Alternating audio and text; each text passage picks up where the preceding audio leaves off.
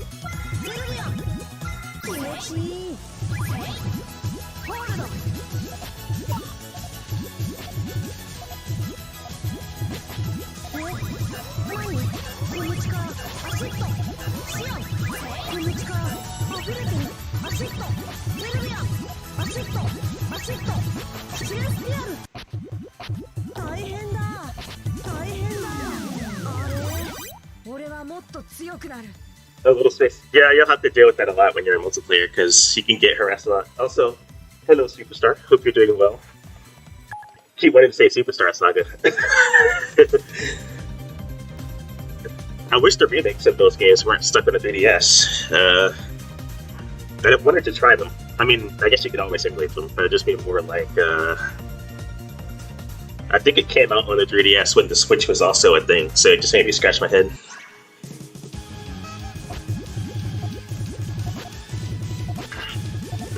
Like, not even multi-platform, at least. Oh well.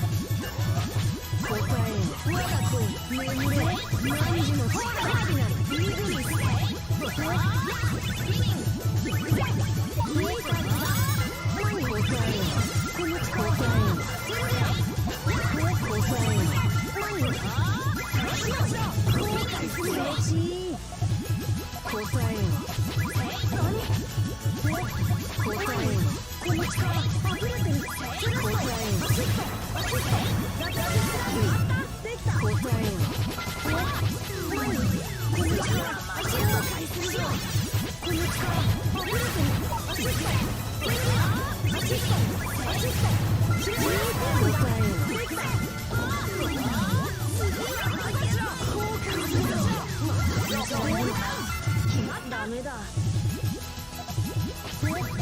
前にこの力アシスト。この力溢れてる。アシストゼルニアアシストアシストゴールドアシストハイドレンジャー覚悟しろ覚悟しろ覚悟しろターンオーバーいい感じだ。次こそホールド覚悟しろ覚悟しろ覚悟しろターンオーバーいい感じだ。ホールド行くぜ覚悟しろ覚悟しろ覚悟しろターンオーバー何この力ゼルニア何次は負けないこの力溢れてるゼルニア勝ったのか。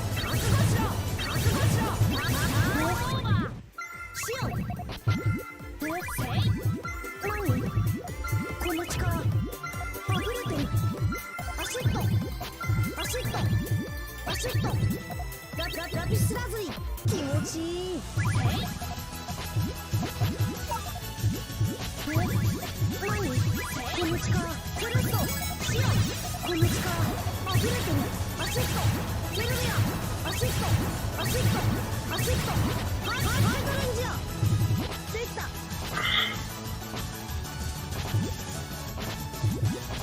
何この力アシットシアン何この力アフィルティンアシットセルビアアフィルティンアシットアシットハイドレンジアせい決まった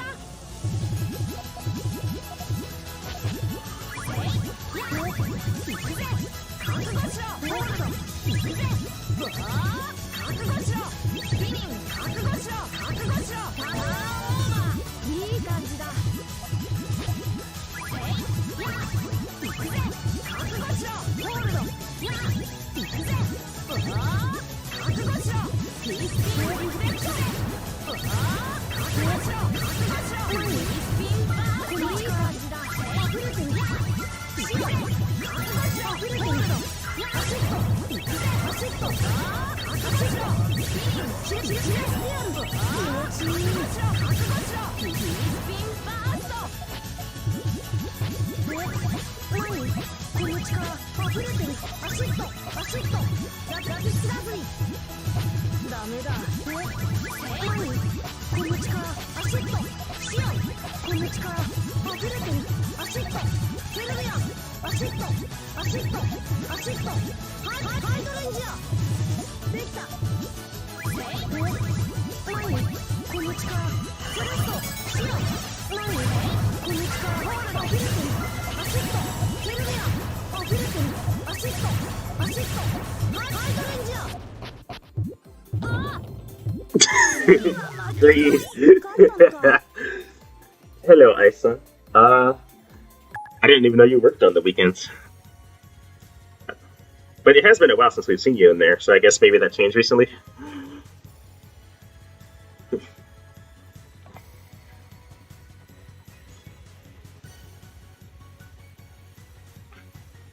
Yeah, that was definitely greed. I should have just stopped, but it's okay.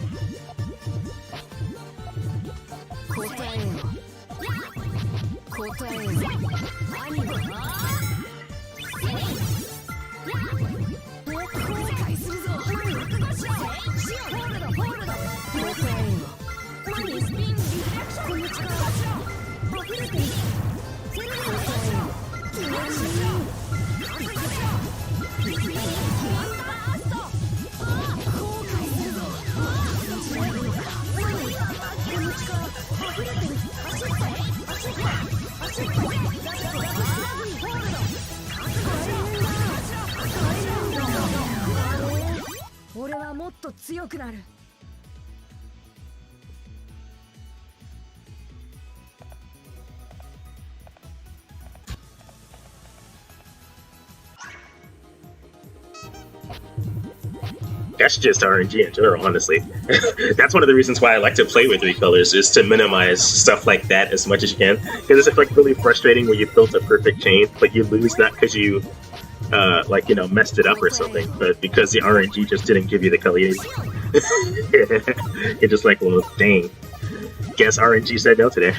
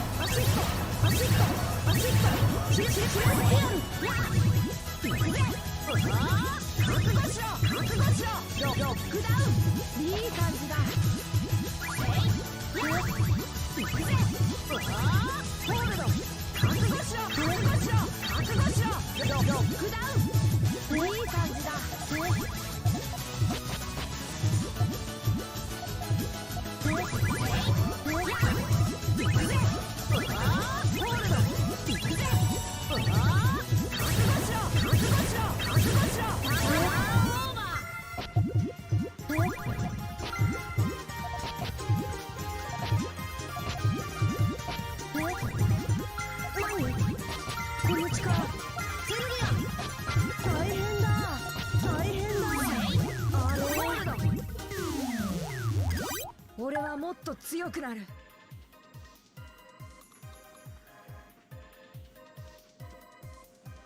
They don't? I thought they, or maybe not in Tetris, maybe not via Tetris. I thought they did.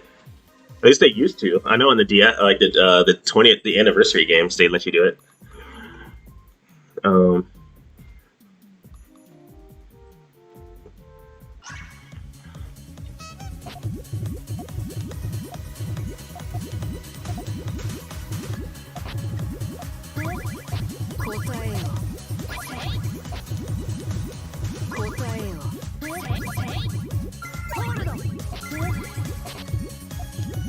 The RNG just kind of sucks though, and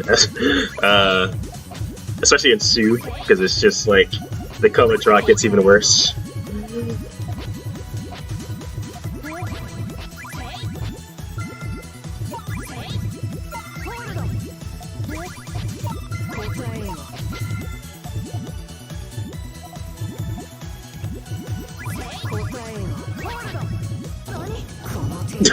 Okay.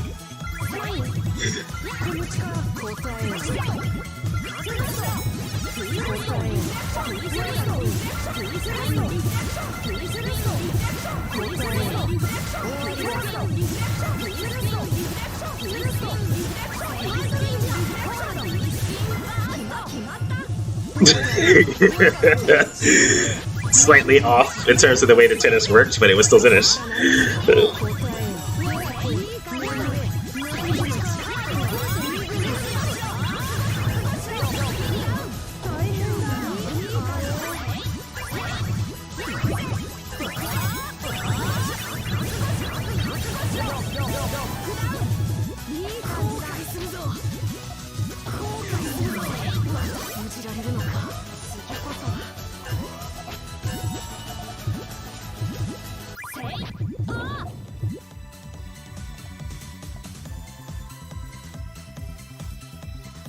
Feel free, we still have a slot here. I mean, we can always make it 10p if we have to, but right now it just didn't seem like we needed to.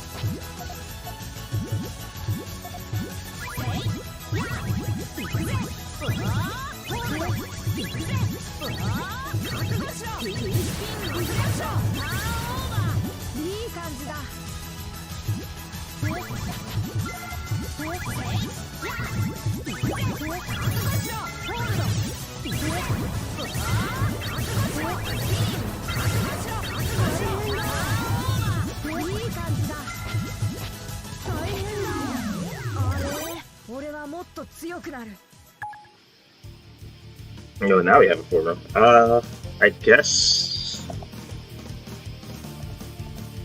if somebody else wants to join, we can make it 10 people.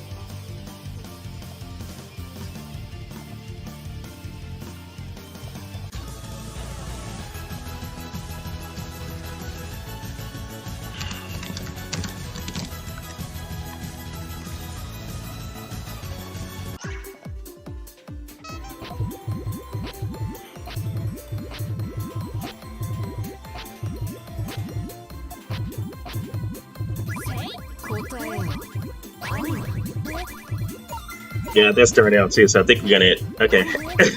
We'll do it after this.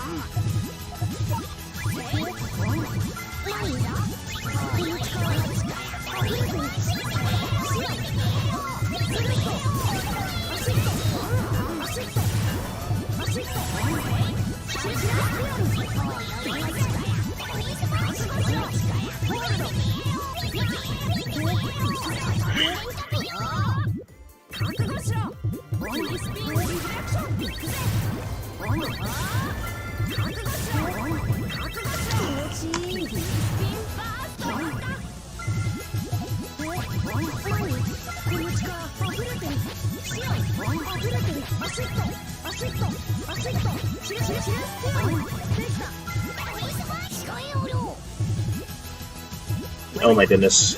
Oop.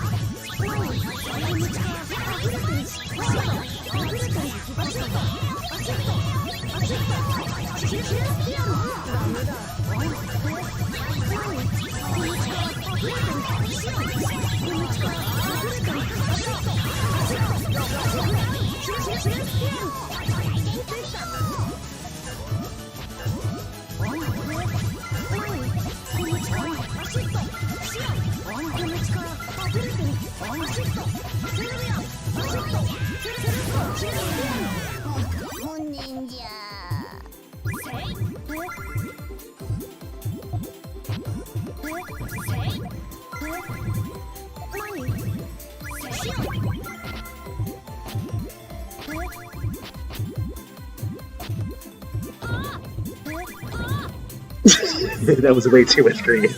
Alright. 勝ったのか。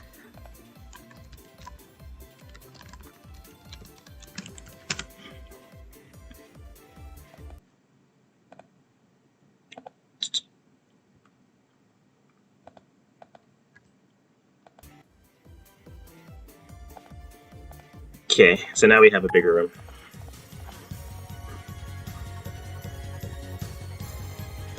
Yeah, some of the all clears can be weird. Some of them are downright impossible. Like I think in some of the 15 chain patterns, it's just like they're on a completely opposite sides of the board. So there's not really much you can do about it.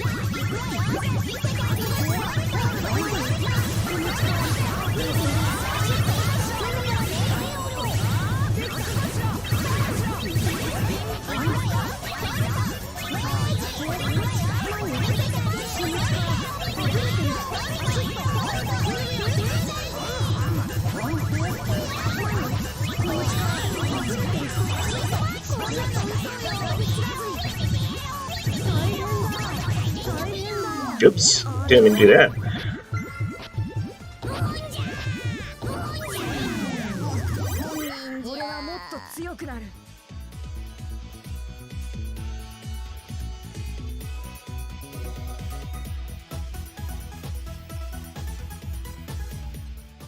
Especially if you can't pop anything besides the main chain. Yeah, I've always felt like the fever should drop down in a way that you can always set off the main chain with whatever Puyo you have, but you're not guaranteed to be able to extend it because of the, you know, you might have garbage over your board. So that way, if you were skillful enough to get into fever, it's not a waste of, like you just get into fever and can't even use the chain because that sucks. It's like I spent all that work like setting stuff up to get into fever outside. I should at least be able to use it, even if I can't extend it.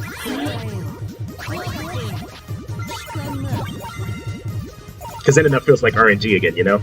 But the reason why I like Fever Mode otherwise is because there's still a whole lot more skill involved here besides just Soothe. Because there's like timing, like when you get into Fever, there's extending the chain itself and not just like using the default chains so you can power it up quicker. And then the infinite countering, of course, adds some strategy as well, since you'll want to pop your what you can carefully, so you still have more to work with to get out. Or go to an on-clear, depending if you want to risk it all.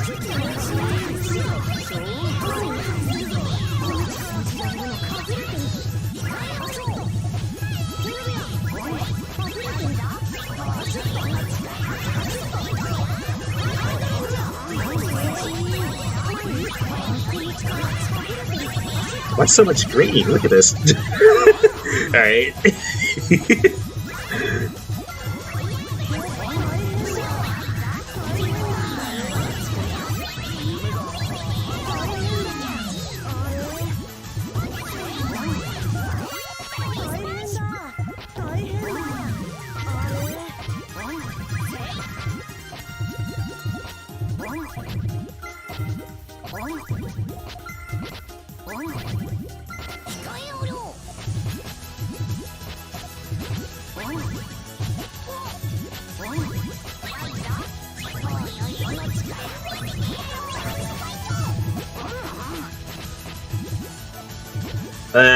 I think I messed that up.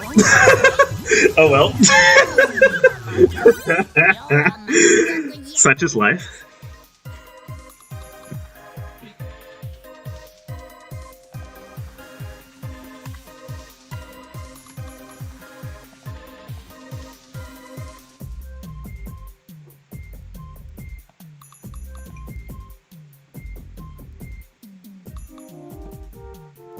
Absolute tragedy.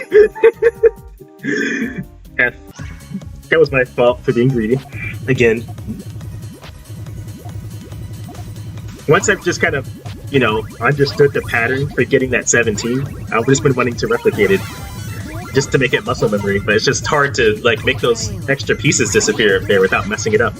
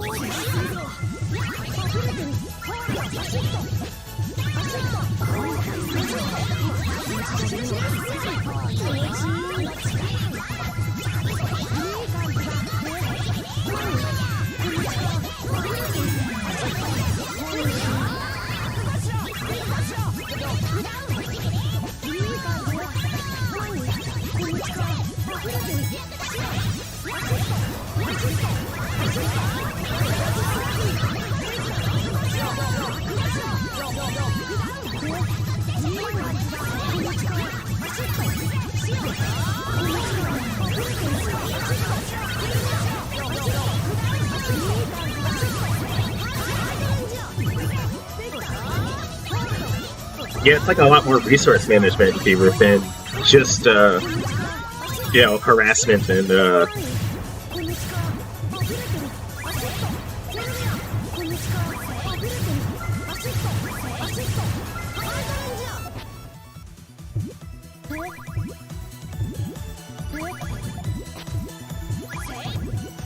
like right now, I'm trying to figure out how to do this without, I don't think I can.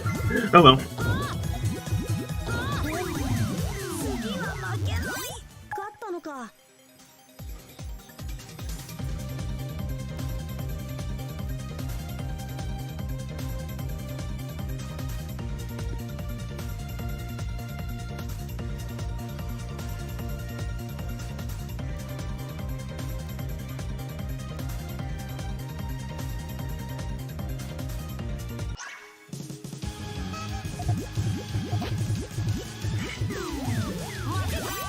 Oh, they broke the room.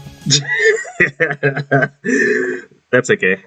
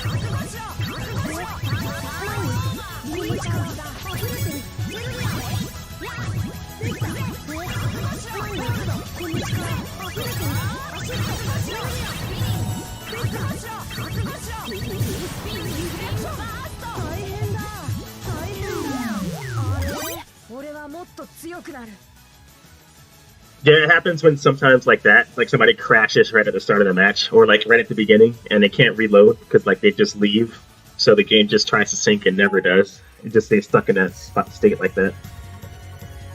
When you played Puyo Verse for so many years, you just kind of pick up on when it happens, and you just have muscle memory to immediately correct it like we just did. It happens so much.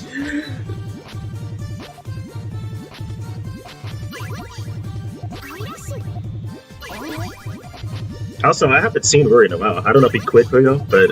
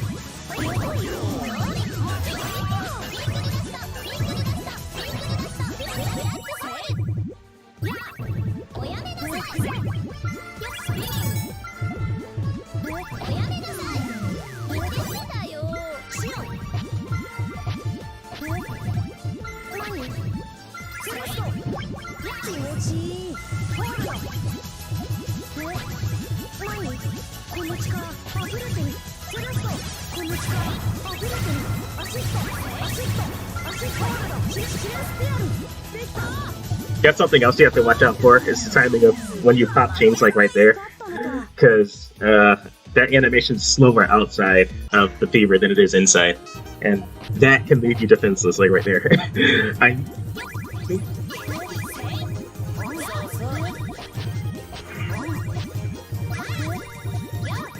You don't want to accidentally trigger a chain like that and then be stuck waiting on the animation to finish out here when you're on the defensive.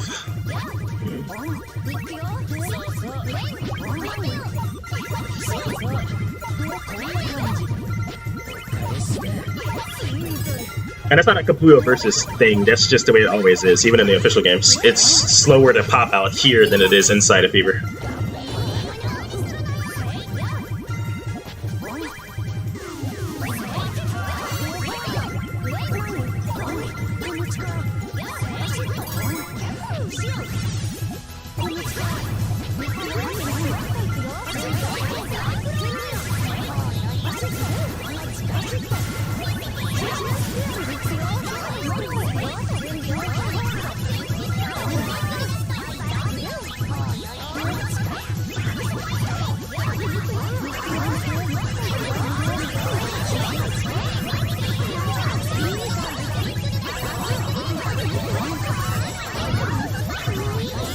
I wanted that double blue right there, but I don't know if I'll be able to work with this piece.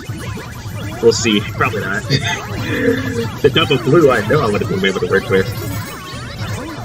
Yeah, I could have, but you can see why I wanted the double blue right here. Oh well.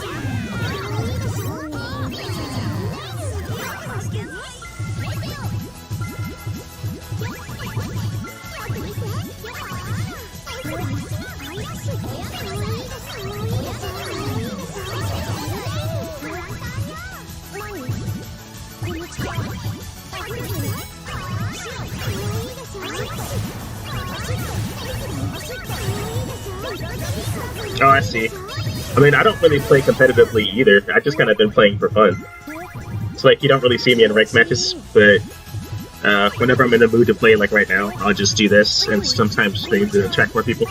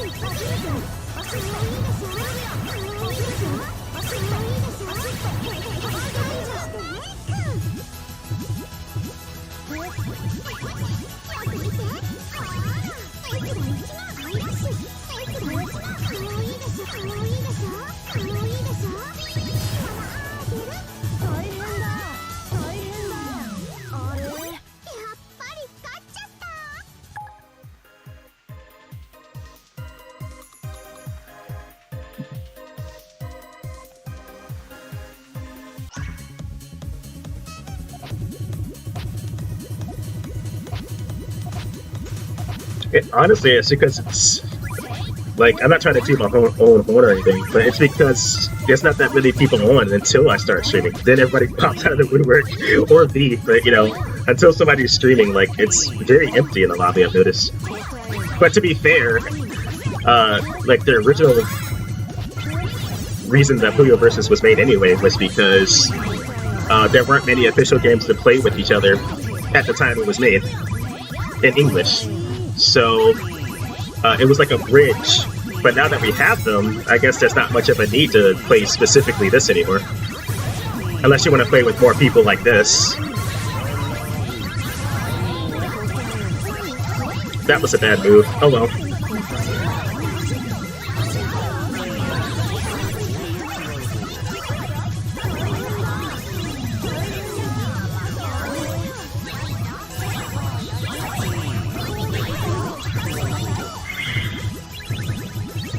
Oh, my audio's glitching. I better rejoin while I can. So that's another signal when you know Puyo Versus is about to crash. When like characters are chaining but you can't hear anything. Even though you have character exercise. There you go. Just got ahead of the crash.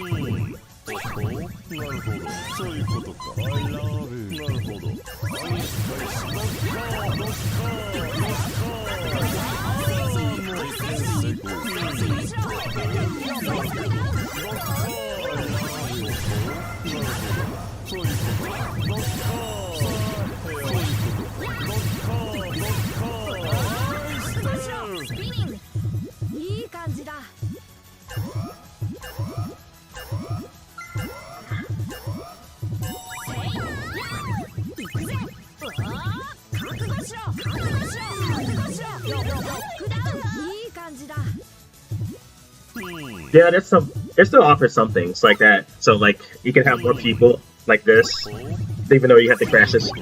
You can change the rules how you like with people. That's the benefits.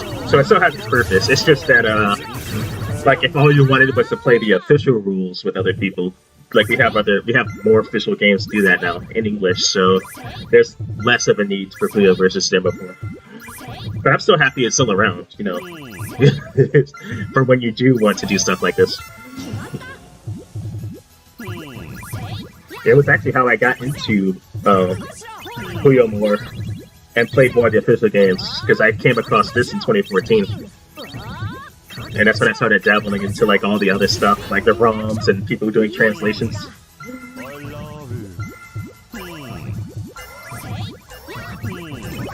Well, and even that was rare, you know, because the PC wasn't officially translated. That was a fan translation.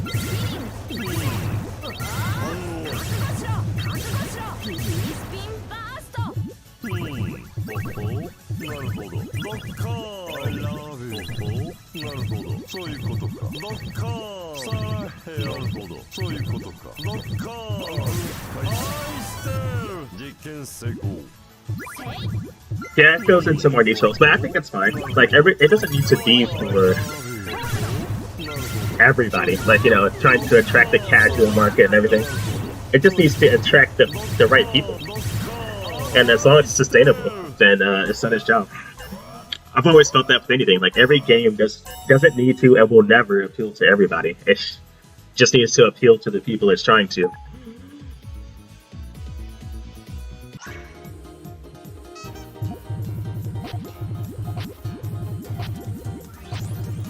The moment you try to appeal to more, like, you know, trying to please everybody, you end up pleasing nobody. That saying. So I would rather games focus on like their fan bases and what they know they want, rather than trying to pull in people who would never buy the game in the first place.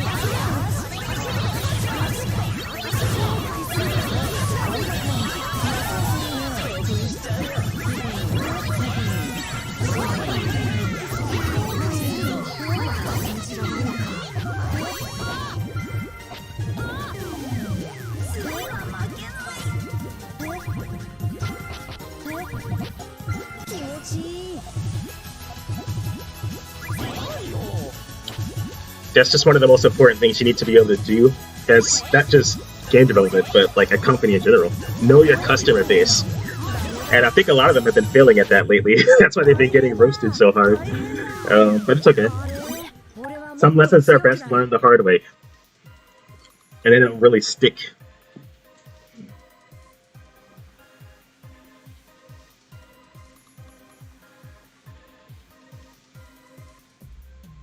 Like, you can only tell somebody not to touch a hot stove so many times. Sometimes you just gotta let them do it, and then find out the hard way that, yes, that indeed hurts. We aren't just making it up.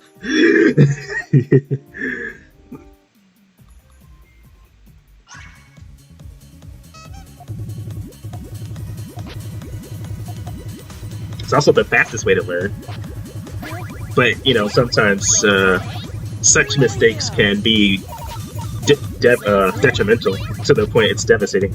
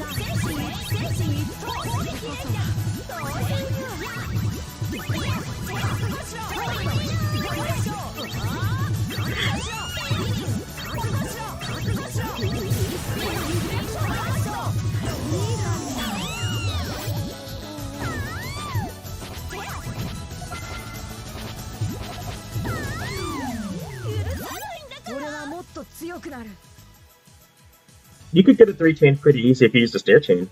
So the stair method, Anonymous. Like, you see the pattern that I'm doing? Because there's 6 columns, if you set them up like this, you can easily get at least a 5-chain. Now, you know, as you play more, you'll get better at doing it, but like just doing this pattern here gets you 5 chains. 3 on top, 1 over. So even if you don't know how to transition over here, right here, this is automatically a 5-chain.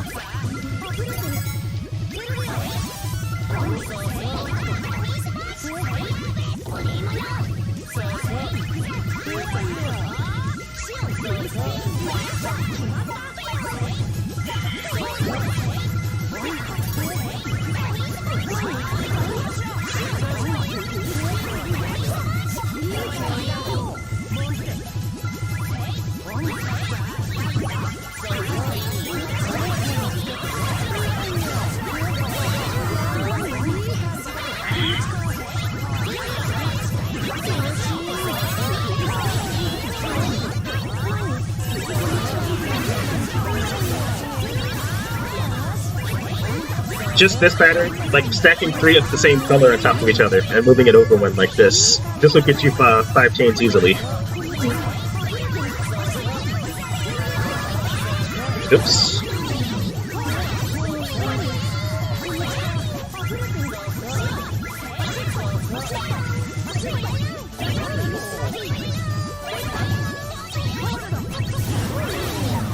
Of course it fell right there. Of all the places it could have fallen.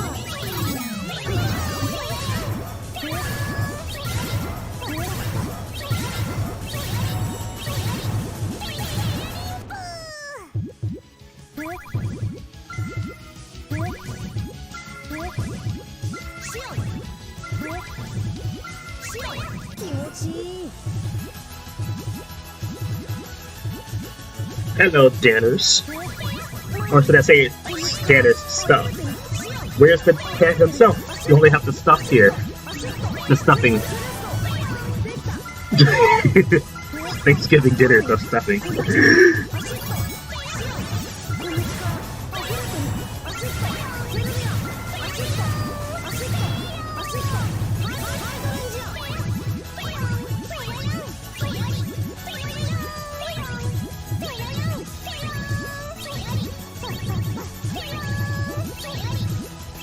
So once you get past the 5 I was showing you, with the,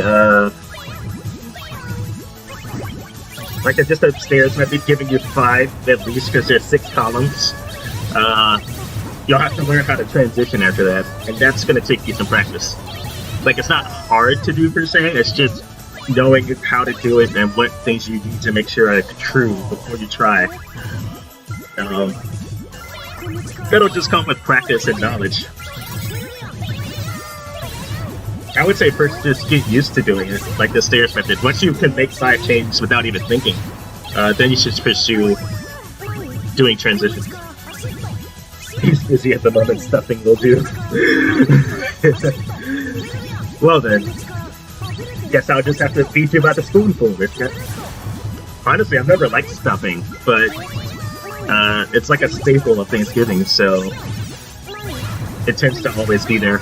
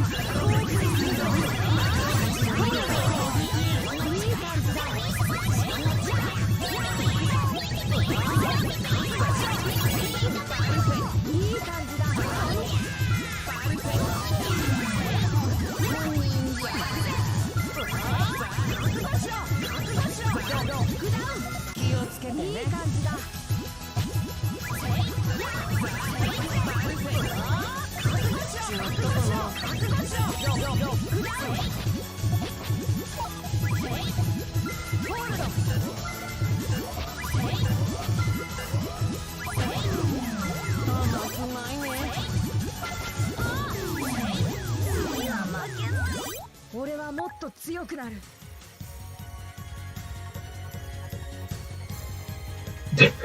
Also, I was reading that line you said, Dan, in answering machine voice.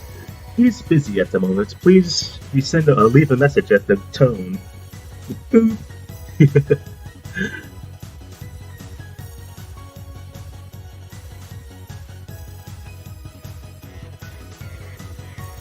Do people still use answering machines? I think I know the phones have them, but I don't think I've ever actually. I don't even know how to check mine. And then after he boops, he just pops out of the phone to boop your nose.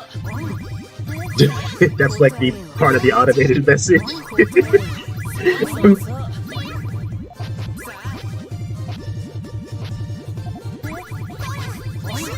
Oops. Again.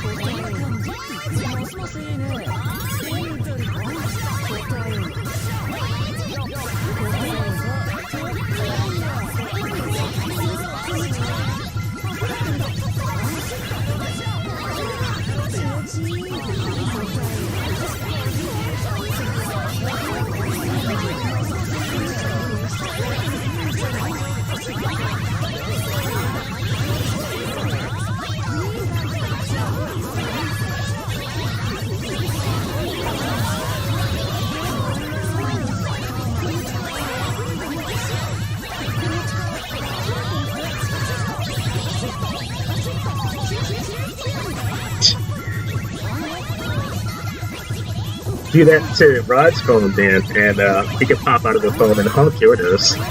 Please leave a message after the honk. And then it just comes out and honks your nose. Cat's gonna be like, boy, first to get his message.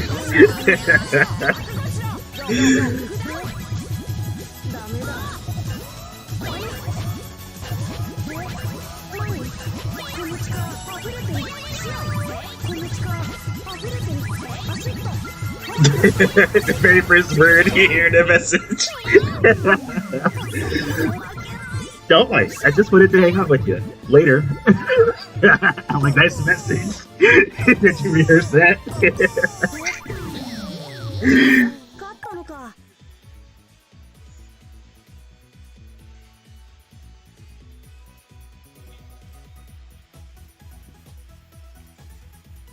First of all, wait, second, let's hang out.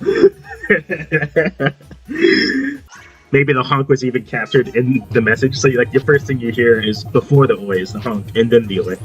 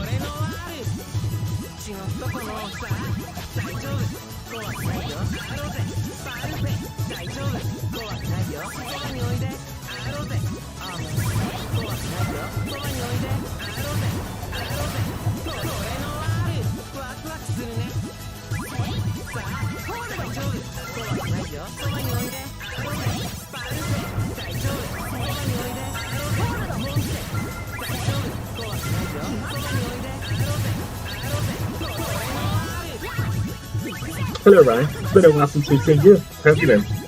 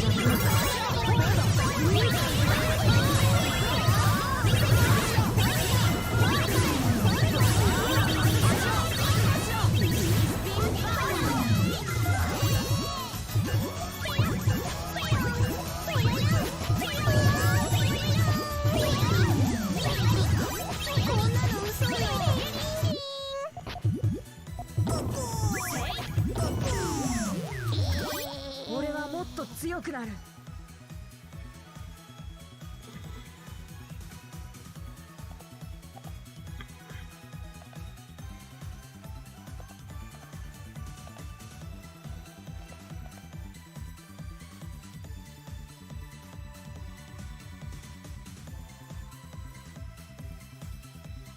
Tried to see if anybody was going to take that last slot, but I guess not. A zoom feature? I actually never tried it. I'm guessing it doesn't look too bad, or maybe it looks crunchy because, you know, zooming. But I guess we would see.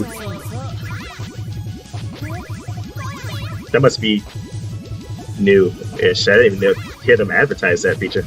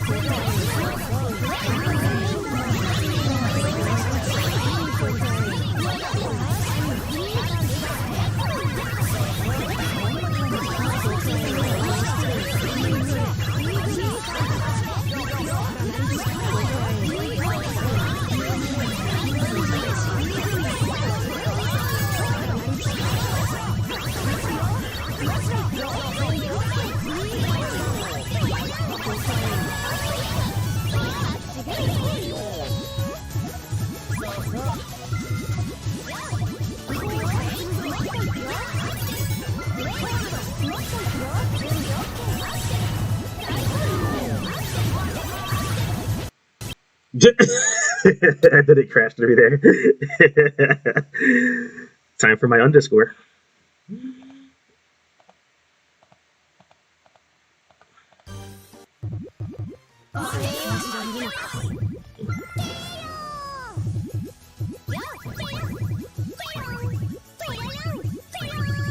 Well, that's not. It's both good and bad, Ryan, because you could leave behind a chain that's not even survival portable. Like, it's just colors everywhere, but not in groups of 3. So I feel like, or at least example, that's just going to be impossible. Quite diverse experience.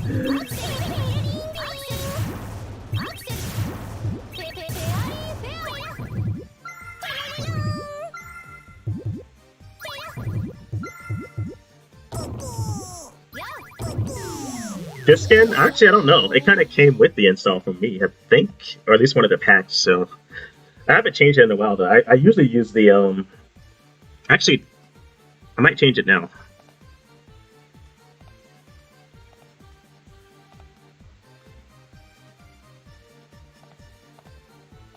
I'll be back in. I'm just going to rejoin by doing this. And now they should look different. Yeah, there we go. These are the ones from Puyo 4. Oh, I think the room's broken.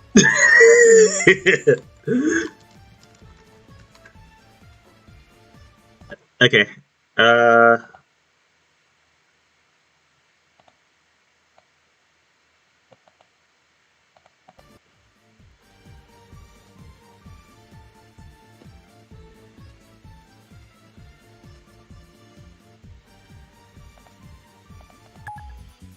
Yeah, but these are from Puyo 4, so that's why they look like pixel art and not like, you know, vector art.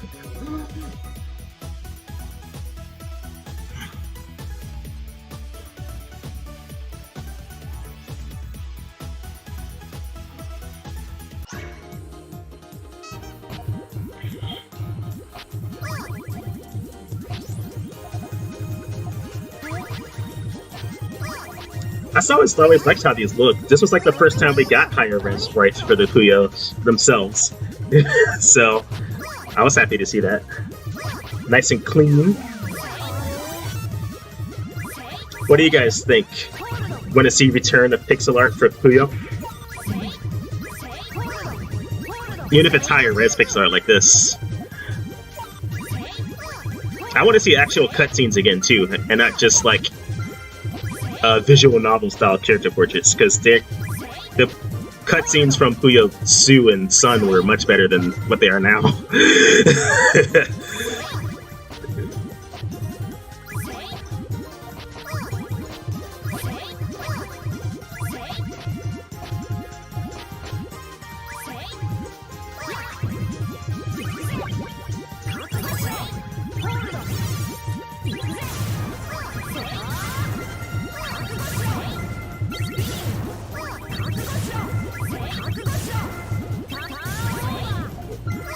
It kind of clashes because the characters are like vector art, but the Puyos aren't, but it's whatever.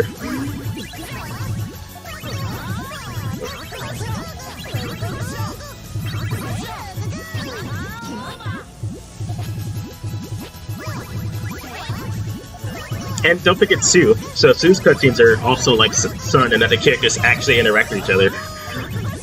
It's not just implied to have happened.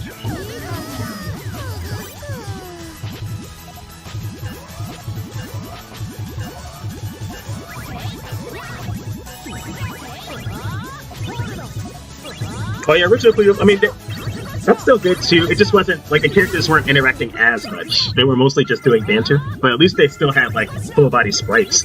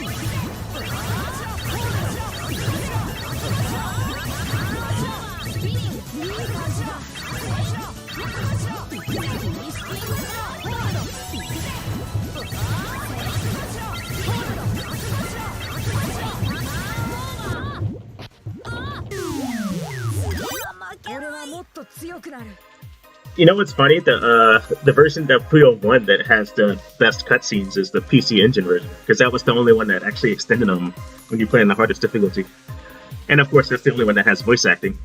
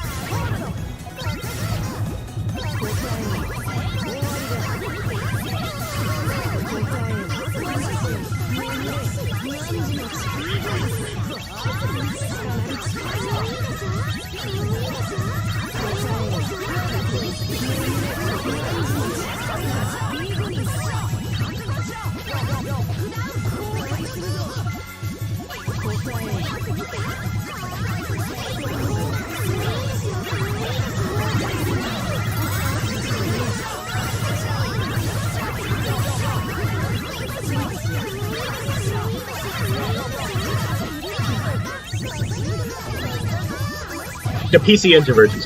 So basically the TurboGrafx 16. The Windows 95 and Mac versions didn't. They were just, they did have higher resolution sprites, so they're the only versions that had that. Oh, and the PC 98. Same thing with Su. the PC versions were the only ones to have the higher res graphics, which I really wish they used in later versions, because they were really clean.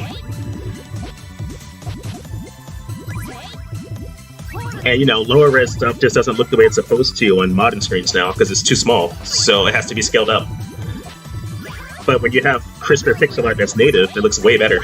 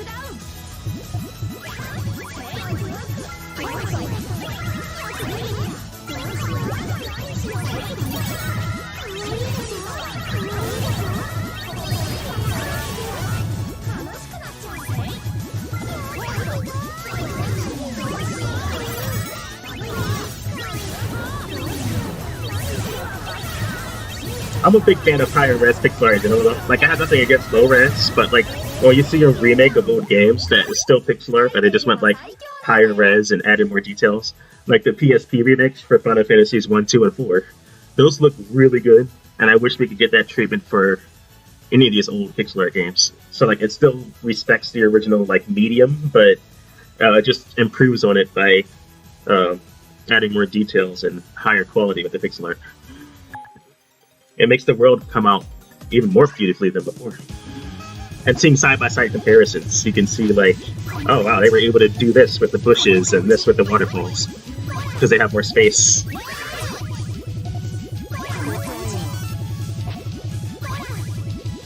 I'm a sucker for stuff like that.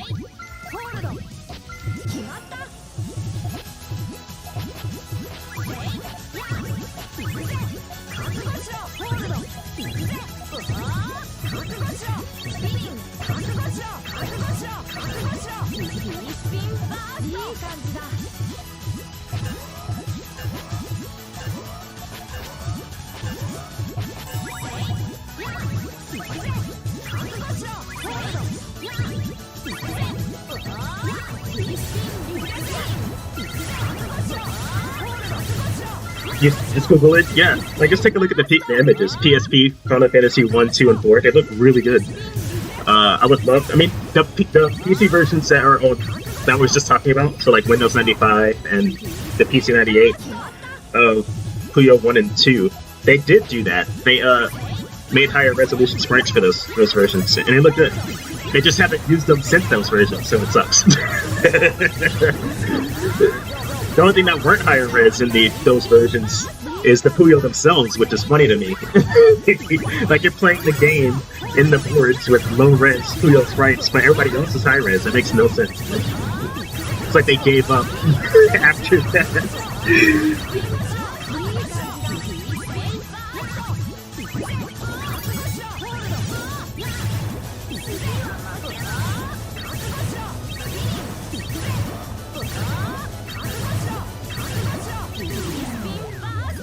俺はもっと強くなる。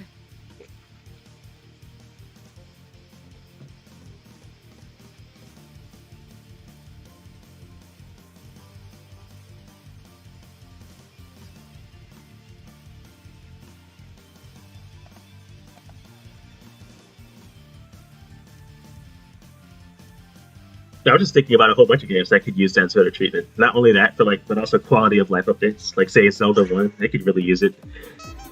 I would love to see Hyrule not look like a desert, because there's like literally no grass in that game.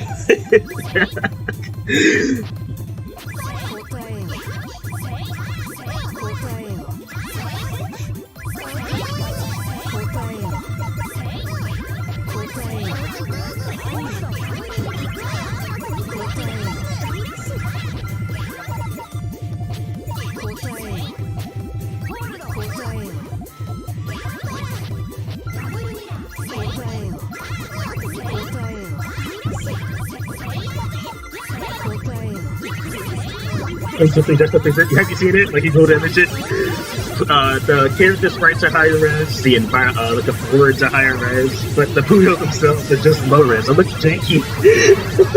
If they just did that too, it would have been perfect.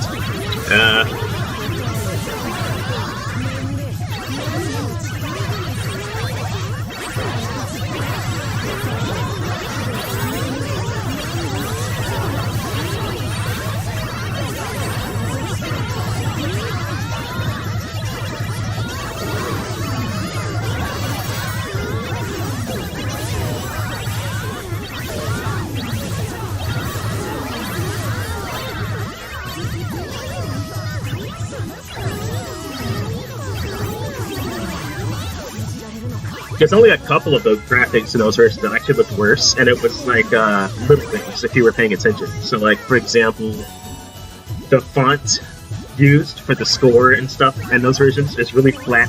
Like, there's like no shading on the font.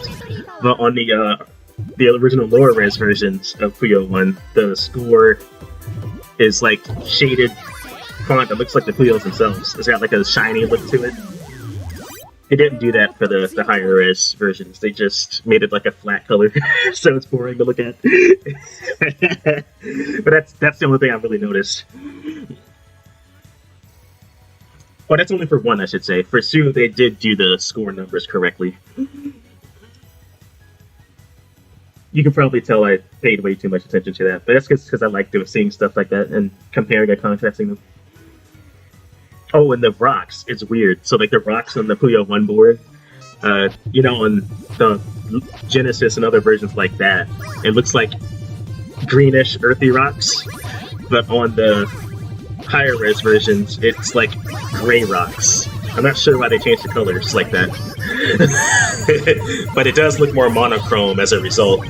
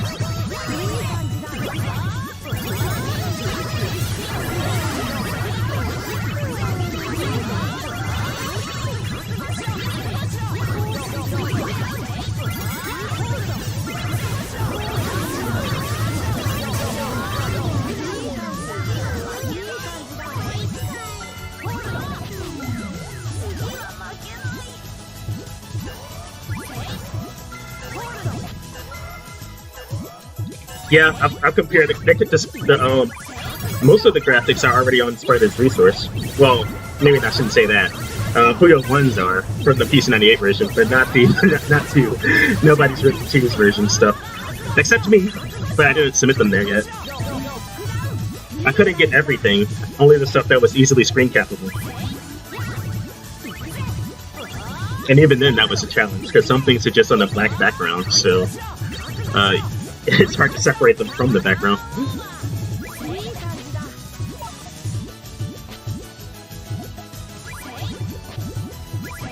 That looks like a mistake. Or not.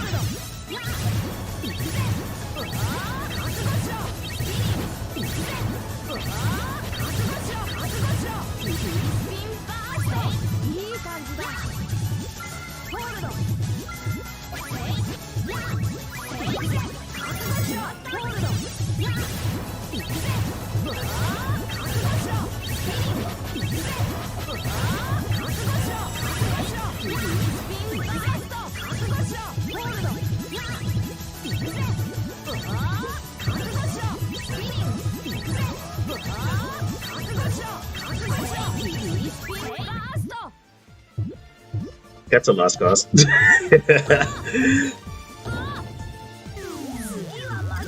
俺はもっと強くなる。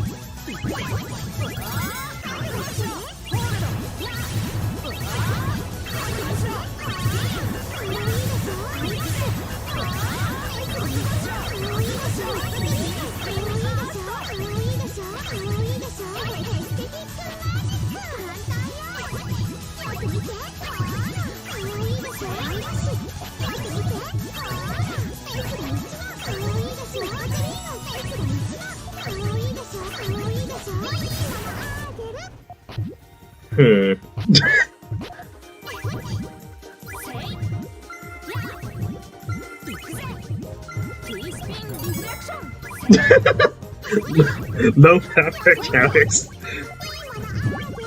No! Wow.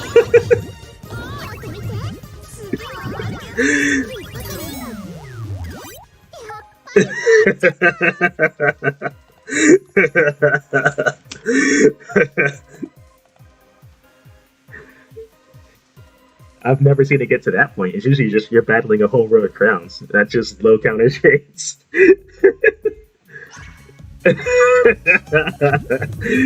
Well then.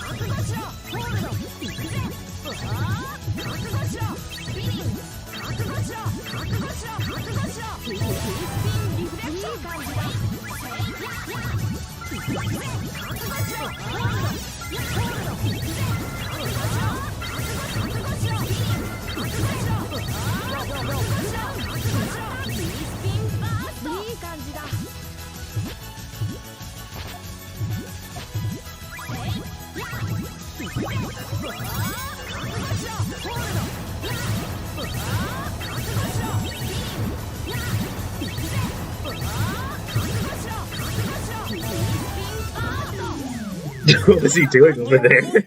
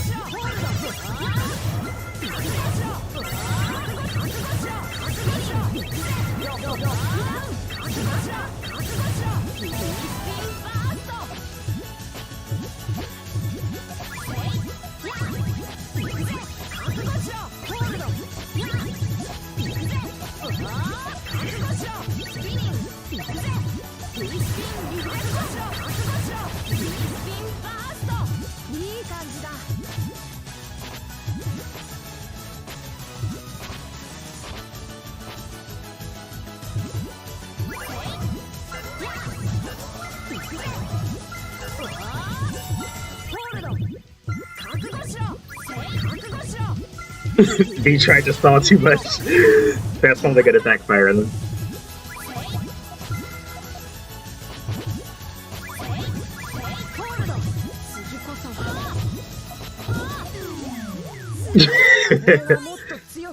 Stalling is quite the tactic.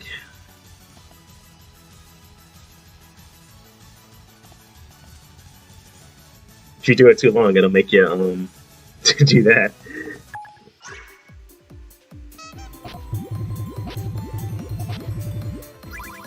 Oh.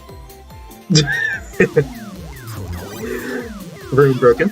But it's actually a good chance for me to reset the client, because I'm pretty sure it needs it. Hasn't crashed in a while, so...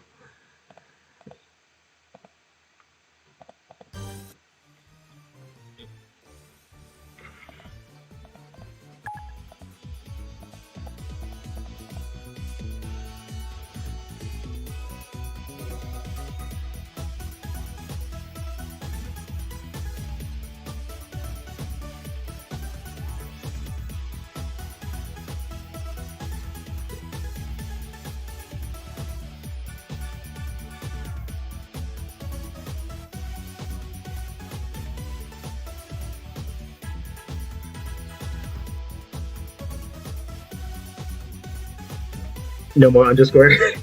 Well, since I resetted the client, no. So now I have a little bit more time before it decides to crash again, since it's got a fresh start. Dan underscore.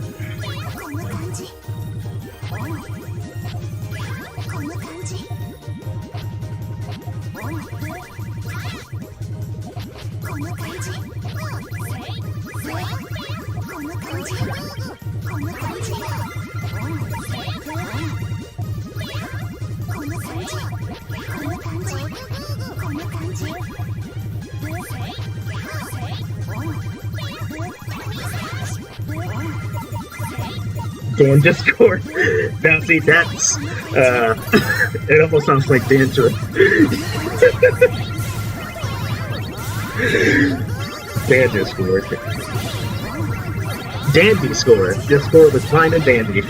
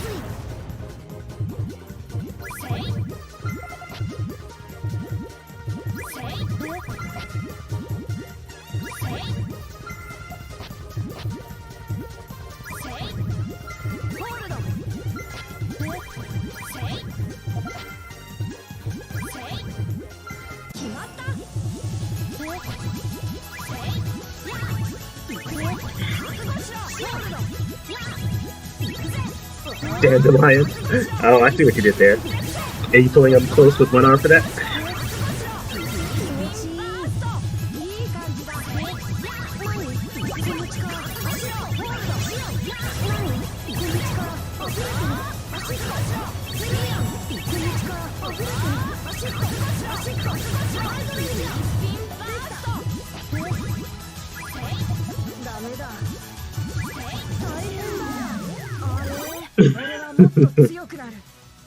Hello, DJ. Hope you're doing well. You know, honestly, with the shading practice that we've been doing lately, Dan, I've been wanting to draw him again just to see how it would turn out in his hair. First, I got to get through Scotty, of course, but like Liam's hair, Sheen's hair, it would be the perfect outlet for trying that because they have so much of it. 2 DJs.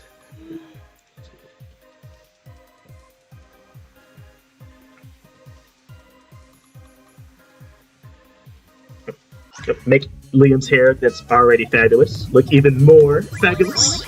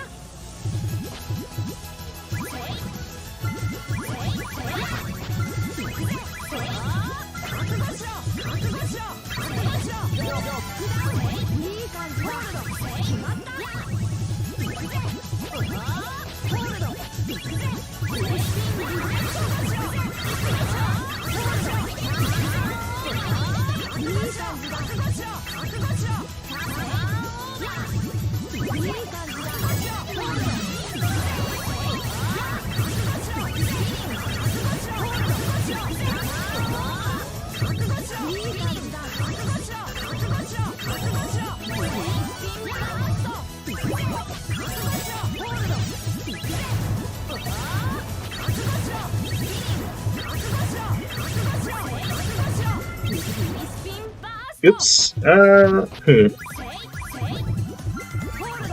Which way shall it go?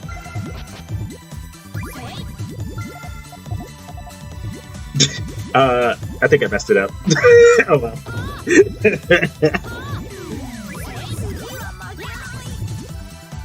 Hello, Mr. Roy. Hope you're doing well.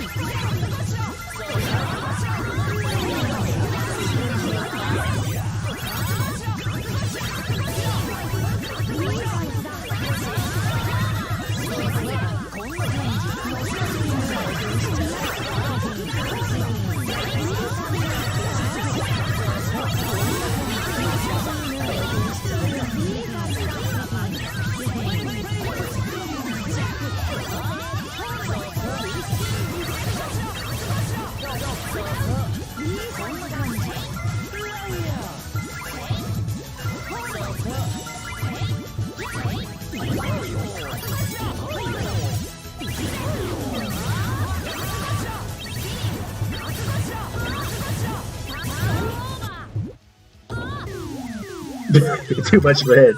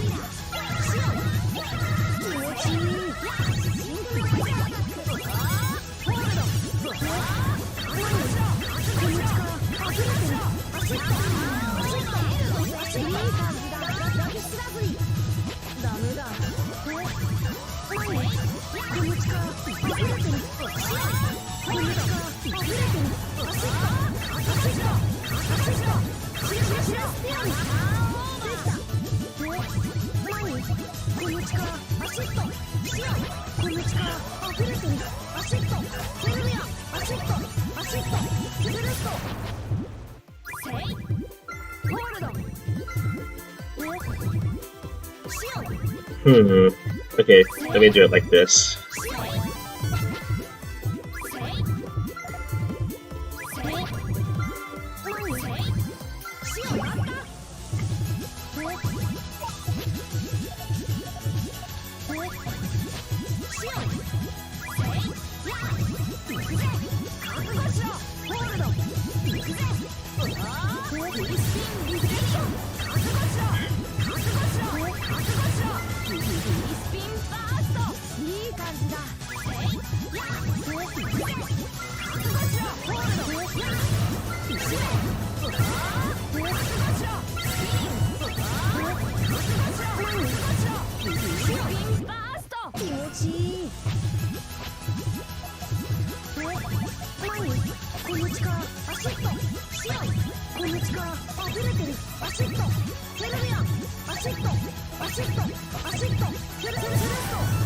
Dang it!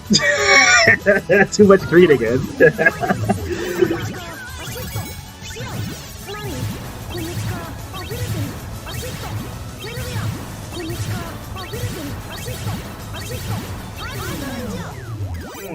Hello, what's it?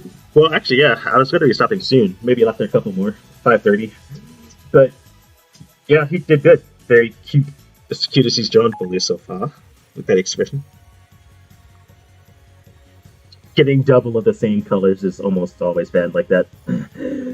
Double greens. 2 double greens, let's just say, back to back.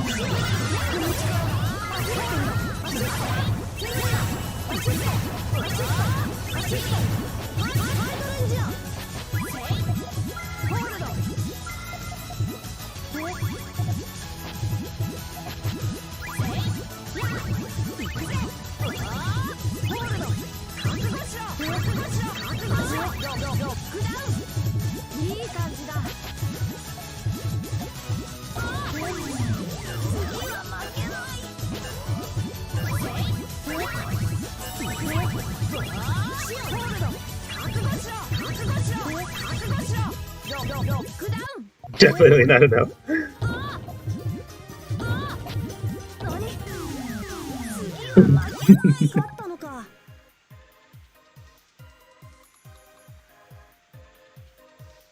Alright, I'll make this one the last one.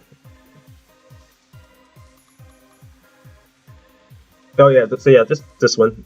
I was gonna stop at 5:30. So we'll see how this last match goes. Hopefully we can get a good one.